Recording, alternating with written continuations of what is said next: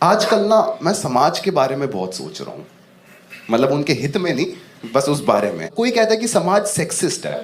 पुराने टाइम में लड़कियों को पैदा होने से पहले मार दिया जाता था, दैट वॉज कंसिडर्ड सेक्सिज्म। लेकिन जिस वजह से लड़कों को जिंदा रखा जा रहा था वो भी तो सेक्सिस्ट ही था ना, कि कमा के खिलाएंगे हमें पूरी जिंदगी। अब लड़कों को कभी कोई इज्जत थोड़ी ना मिली, कोई समझ ही नहीं चाहता लड़कों को। तुम देख लो, लड़कियां बोलती रहती कि लड़के हमें ऑब्जेक्टिफाई करते हैं, मैं डिनाई नहीं कर रहा, पर हम जानबूझ के नहीं करते हैं। ठीक है, हमारी ना वायरिंग ही फक्ड अप है। तुम देखो, हमें हार्ले डेविडसन बाइक पूरी बहुत अच्छी लगती है, लेकिन जब भी हार्ले हमारे सामने से जाती है, हमारा पता है पहला कॉम्प्लीमेंट क्या होता है? कि भाई इसके टायर कितने बड़े हैं। क्योंकि देखो, इसमें आदमियों की गलती नहीं है, इसमें सारी गलती है भगवान की। भगवान ने आदमियों को दो दिमाग दिए हैं, एक ऊपर अच्छा लॉजिकल दिमाग, और दूसरा जो टांगों के बीच में बस झूल रहा होता है। और एक तो हमारी बायोलॉजी इतनी गंदी है ना कि इनमें से एक बारी में एक ही चीज काम करती है, कि अगर खून नीचे की तरफ जाता है तो साला ये बंद हो जाता है, ये काम करता है फिर वो बुरा मान जाता है कि अब तू कर, तेरे को जो करना, मैं बैठा हुआ हूँ। भाई तुम देख लो, ये है ही नहीं हार्मनी में आपस में। ये ना एक दूसरे से बस लड़ते हैं। तुम्हें कोई लड़की अच्छी लग रही है, तुम्हारे दोनों दिमाग के बीच में बहस शुरू हो जाती है। ऊपर वाला दिमाग कहता है कि भाई अच्छे से बात कर, treat her respectfully, be a gentleman. नीचे वाला कहता है कि भाई एक बार ना इसको मेरी फोटो भेज दे। यार ये कितनी गलत चीज नहीं है कि हमारे लंड ने हमें कन्विंस करा हुआ है कि वो हमारे शरीर का सबसे गुड लुकिंग हिस्सा है। ये देखो, मैं तुम्हें बता रहा हूँ, ये हमारे शरीर के साथ अटैच तो आता है ये, लेकिन हमारा अपना थोड़ी ना होता है। इसको तो कोई मतलब ही नहीं अपने ओनर के साथ, इसको सिर्फ अपना फायदा देखना होता है। ये ना एक छोटे गंदे गलीज घटिया बच्चे की तरह होता है, ऐसा शिनचैन टाइप का बच्चा। ये साला पूरा दिन अपना बीन बैग के ऊपर सर रख के सोता रहता है।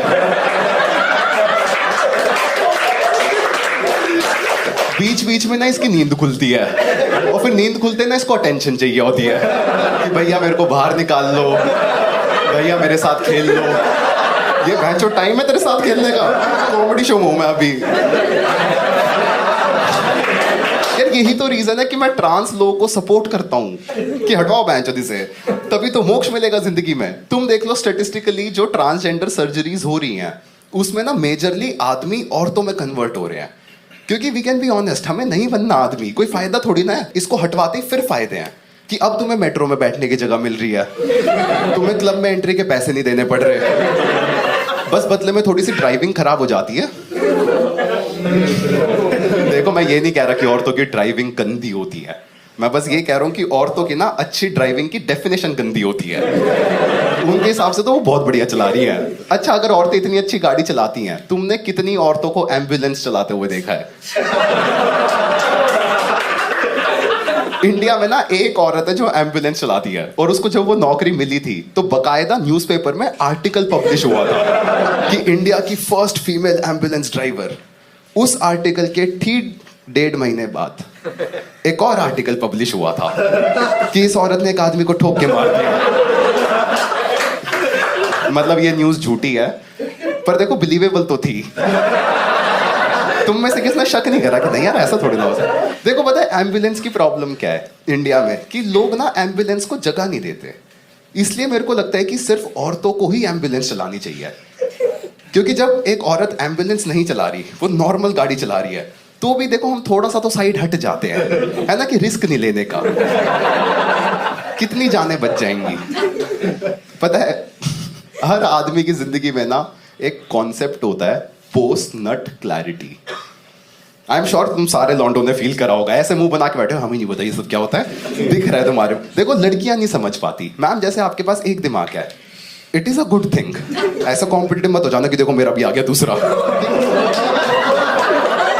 अच्छी बात है। देखो, लड़कियों के पास एक दिमाग होता है और वो लॉजिकल होता है। लड़कियां ना अपना मेटिंग से पहले प्रोज एंड कॉन्स देखती हैं और फिर डिसाइड करती हैं कि क्या ये एक वाइबल मेटिंग ऑप्शन है या नहीं, है ना, क्योंकि वो अपने लॉजिकल दिमाग से सोच रही हैं। सेक्स के टाइम पे आदमियों का ये तो बंद हो गया, और ये तो कुछ भी जस्टिफाई कर देता है कि अरे भाई तो क्या हुआ, लंगड़ी है तो। लंगड़ी लड़कियां तो बल्कि बेटर होती हैं, इन्हें तो ये भी नहीं कहना कि स्प्रेड योर लेग्स।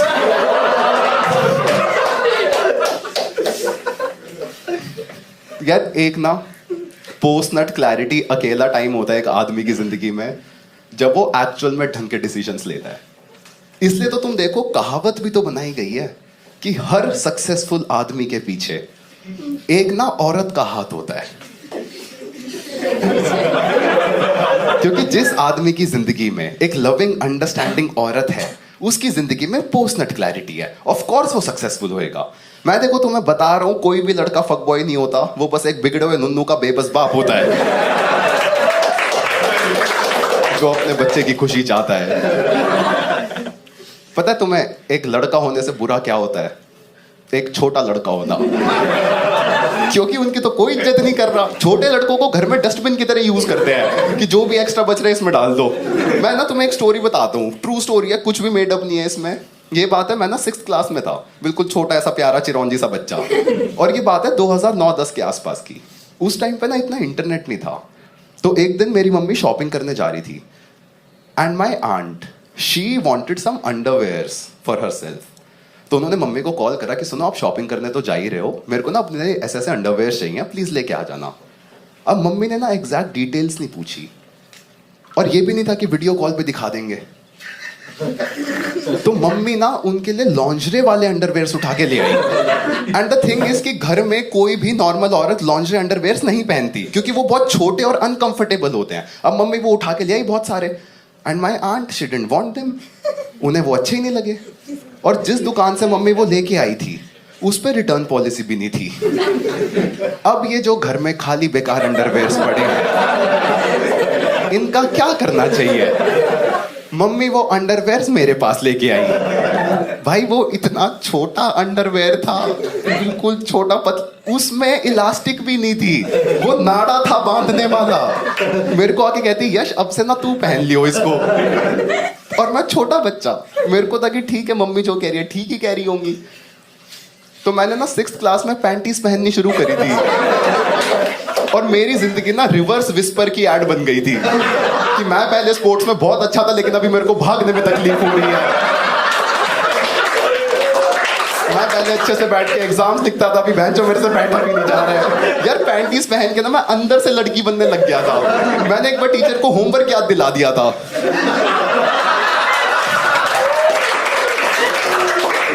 मैं बहनचो करके भी नहीं गया था भाई, मैं कंजकों पे जाना शुरू कर दिया था यार, as a कंजक।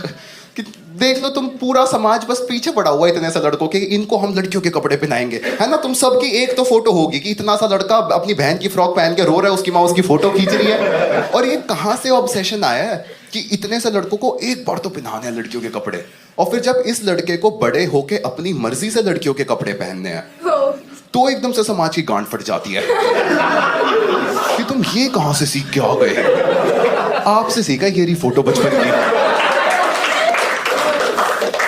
For some reason समाज को गांजे से दिक्कत है ना। उनकी यही बकचोदी चलती रहती कि साले नशेड़ी गंजेड़ी ये लोग कुछ करते नहीं है।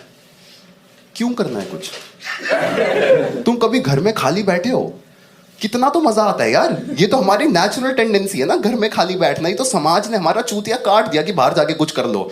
हमारा मन थोड़ी ना करता है। एक तो ये रीजन है कि मेरे को पूरा फेमिनिज्म मूवमेंट समझ नहीं आता कि सारी लड़कियां बढ़िया मजे में घर में बैठी हुई थी, फिर इन्होंने 100 साल लड़ाई करी कि हमें भी नौकरी करनी है, हमें भी नौकरी करनी है। भाई एक बार पूछ तो लेते मजा आ रहा है क्या? अब औरतें 2 जगह दुखी हो रही हैं। तुम्हें क्यों निकलना है घर के बाहर? एक तो दिल्ली में घर के बाहर निकलते हैं लोग हाथ से फोन छीन के ले जाते हैं, फिर तुम नया फोन खरीदो, फिर तुम 2 फोन की EMI भरो, फिर नया सिम कार्ड खरीदो, फिर उसको बैंक में अपडेट करो, फिर उसको आधार कार्ड में अपडेट कराओ। नहीं करना यार ये सब। घर में बैठो, गांजा फूको, निंजा हथौड़ी देखो, कुरकुरे चाट खाते हुए। तुम्हारी जिंदगी का ना सबसे बड़ा स्ट्रेस यही होगा कि बहन जो मैंने अपना फोन कहाँ रख दिया। फिर तुम उसी फोन की फ्लैशलाइट से उसी फोन को ढूंढ रहे होगे। डिंग डिंग डिंग डिंग डिंग डिंग डिंग डिंग। गांजा जबरदस्ती बैन करा हुआ है। अच्छा तो होता है यार, गांजा फूक के ना बंदा सिंप्लीफाई हो जाता है। उसकी वोकैबुलरी भी बस एक ही लाइन की बचती है कि भाई क्रेजी शिट हो गई। चाहे अच्छा हो रहा है चाहे बुरा हो रहा है, बस क्रेजी शिट हो रही है। शराब पी के लोग एग्रेसिव, वल्गर, गंदे हो जाते हैं। अभी रिसेंट की बात है, 2 लौंडे शराब पी के ना एक दूसरे से लड़ रहे थे। बीच लड़ाई में एक लौंडा दूसरे को कहता मुंह में दे दूंगा। मुंह में दे दूंगा। वो दुश्मन है तुम्हारा। तुम अपने दुश्मन के मुंह में अपना इतना सेंसिटिव इंटीमेट पार्ट कैसे रख सकते हो? भाई वो जीभ थोड़ी ना फेरेगा, वो तो दांत मार देगा ना। देख लो कितनी गंदी। शराब पी के ना सारे लौंडे एग्रेसिव गे आदमी बन जाते हैं कि तेरी गांड मार लूंगा। थप्पड़ मार ले, गांड मार लूंगा क्या? मैं मरवा ली तो पुलिस वाले नहीं बौखला जाएंगे? ये लड़ाई चल रही है, क्या हो रहा है यहाँ पे? और एक तो शराब पी के, यार देखो ना तुम, शराब पी के लोग कितने गंदे क्राइम्स करते हैं। इतने हीनियस क्राइम होते हैं कि उनके बारे में डिटेल्स बताने का भी मन नहीं करता। लेकिन गांजा फूक के बंदे इतना बढ़िया क्राइम करते हैं कि मजे ही आ जाते हैं। मैं ना तुम्हें एक न्यूज़ बताता हूँ गांजे के क्राइम की। अभी बहुत रिसेंट न्यूज़ है नवी मुंबई की। एक बंदा ना माल फूक के गाड़ी चला रहा था, उसके सामने पुलिस वाला आ गया। वो नहीं आते कि चलो साइड में लगाओ, हमें 200 रुपए चाहिए। भिखारियों वाले काम है पुलिस के। तुम देख लो, पुलिस और भिखारी में सिर्फ वर्दी का फर्क होता है। ये दोनों हर उस जगह होते हैं जहां ट्रैफिक होता है, तुमसे पैसे भी मांग लेते हैं। तो पुलिस वाला ना उस बंदे की गाड़ी के सामने आ गया, और पुलिस वाले में घमंड है कि अगर मैं इस गाड़ी के सामने आ जाऊंगा फिर तो ये गाड़ी रोक लेगा, ये ठोकेगा थोड़ी ना। वो ड्राइवर आया था माल फूक के, उसमें घमंड था कि भैंचोद अगर मैं गाड़ी नहीं रोकूंगा फिर तो ये आगे से हट जाएगा ना, ये आके ठुकेगा थोड़ी ना। ये दोनों ना अपने अपने दिमाग में 100% जीत रहे थे, लेकिन मैथ्स के हिसाब से ये सिर्फ 50% जीत सकते थे। और ये दोनों अल्फा मेल्स। पुलिस वाला आगे से नहीं हटा, बंदे ने गाड़ी नहीं रोकी, पुलिस वाला भैंचोद उसके बोनट के ऊपर कूद गया। भाई तुम कमिटमेंट देखो एक बारी। अभी पुलिस वाले को पता भी नहीं है कि अगले ने गलत क्या करा है। इसको बस 200 रुपए की उम्मीद थी। ये उसके बोनट पे कूदा और उसके ना विंडशील्ड के ऊपर चढ़ गया। और यहां से ना पूरी फनी सिचुएशन शुरू होती है, क्योंकि अभी तक इन दोनों के पास प्लान था ये क्या करने वाले हैं।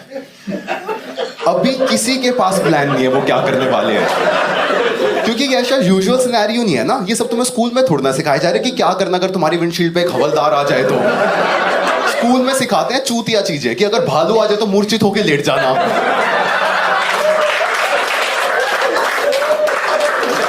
बेंचो मुंबई में कौन सा भालू आ रहा है? मुंबई में ठुल्ले आता, तुम वो बता दो ना हमें। अगर मैं होता मैं तो वो पानी ऑन कर देता विंडशील्ड का। अब पुलिस वाले की गांड गीली हो रखी है। भाई तुम समझ रहे हो मेरा समाज में क्या दबदबा बनता कि मेरी विंडशील्ड के ऊपर एक पुलिस वाला लेटा है जिसने अपनी पैंट में मूत दिया। ये चाहिए ना लाइफ में। एक बार ना यार ये तुम पूरा सिनेरियो इस बेचारे गंजेड़ी ड्राइवर के पर्सपेक्टिव से सोचो। ये अपना शाम को माल फूक के गाड़ी के साथ वॉक पे निकला था, और अभी इसकी विंडशील्ड पे एक पुलिस वाला लेटा हुआ है। ये सिचुएशन यहां से कहां जाएगी? ऐसा तो नहीं होगा ना कि अगले सिग्नल पे गाड़ी रुकेगी और पुलिस वाला उतर के वापस काम पे लग जाएगा। ये तो पॉसिबिलिटी है ही नहीं, इतने अच्छे हैं ही नहीं हमारे पुलिस वाले। भाई कुछ भी हो सकता है कि पुलिस वाला विंडशील्ड से गिर गया, उसका सर तुम्हारे टायर के नीचे आ गया, वो मर गया। अब तुम्हारे ऊपर कोर्ट केस चल रहा है, तुम कोर्ट में जा रहे हो, वहां से सलमान भाई बाहर निकल रहे हैं और फिर वापस मुड़ के आ रहे कि माय लॉर्ड यही तो था मेरा ड्राइवर। भाई इस बंदे ने ना पुलिस वाले को विंडशील्ड पे लिटा के 20 किलोमीटर गाड़ी चलाई है।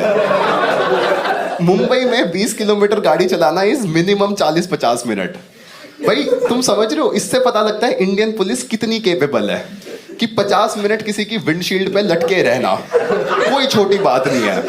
क्योंकि यार कहीं ना कहीं तो ये सिचुएशन आई होगी ना कि अभी गाड़ी बस ट्रैफिक में रुकी हुई है और पुलिस वाला ना अपनी जिंदगी कॉन्टेम्पलेट कर रहा है कि अगर अब मैं यहां से उतरा फिर तो मैं चूतिया लगूंगा, और यहां पे टंगा हुआ तो मैं चूतिया लग ही रहा। मैं ना तुम्हें ये पूरा न्यूज़ नहीं बता सकता क्योंकि मैं किसी भी कीमत पे एक हीरो को खराब नजरिए से नहीं दिखाऊंगा। मेरी नजरों में तो ये हीरो ही है। यार ये कितना अच्छा क्राइम नहीं है, इसमें किसी का नुकसान नहीं हुआ, एंटरटेनमेंट हुआ है लोगों का। तुम एज जनरल ऑडियंस सोचो कि तुम हर रोज की तरह अपना ऑफिस, कॉलेज, काम पे कहीं पे भी जा रहे हो, हर रोज की तरह तुम सेम ट्रैफिक में खड़े हो, सेम सिग्नल पे, सेम भिखारी, सेम गाने, तुम परेशान हो अपनी जिंदगी से, क्योंकि तुम्हें जहाँ जाना है तुम्हारा वहां जाने का मन भी नहीं है, तुम्हारा स्टार्ट टू एंड सब गंदा जा रहा है।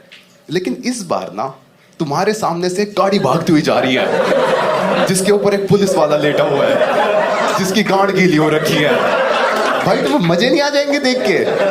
मैं उसी टाइम अपने सारे दोस्तों को कॉल करता कि भाई तुम मानेगा नहीं मैंने अभी अभी क्या देखा है। भाई क्रेजी शिट चल रही है यार यहाँ पे ना रोहित शेट्टी की शूटिंग हो रही है। भाई ये कितना अच्छा क्राइम है, इसमें किसी का नुकसान नहीं हुआ, इस क्राइम में फायदा हुआ है एटलीस्ट एक बंदे का तो हुआ है, जो इस ड्राइवर का ड्रग डीलर था, क्योंकि वो कुछ तो क्रेजी शिट बेच रहा है। उसको भाई शाहरुख खान का कॉल आ गया होगा कि भाई बेटे का बर्थडे आ रहा है, कुछ हो सकता है क्या?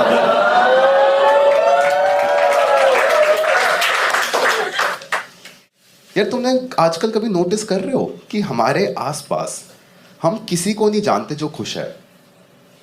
कभी सोचा इस बारे में कि मेजरली लोग जिनको हम जानते हैं कुछ तो बीटी चल रही है सबकी जिंदगी में, सब सैड है, सबके मेजरली घर वाले जिंदा है, सबके पास दोस्त है, रहने को छत है, लेकिन फॉर सम रीजन सैड है लोग, कि हम बस किसी चीज के पीछे भागे जा रहे हैं और जो सारी इंपॉर्टेंट चीज थी वो तो पीछे ही रह गई है ना? कि हम किसी से बात नहीं करते हैं, किसी पे ज्यादा ट्रस्ट नहीं कर पाते हैं, हर चीज हमें एक हेट्रेड की नजरों से देखनी होती है।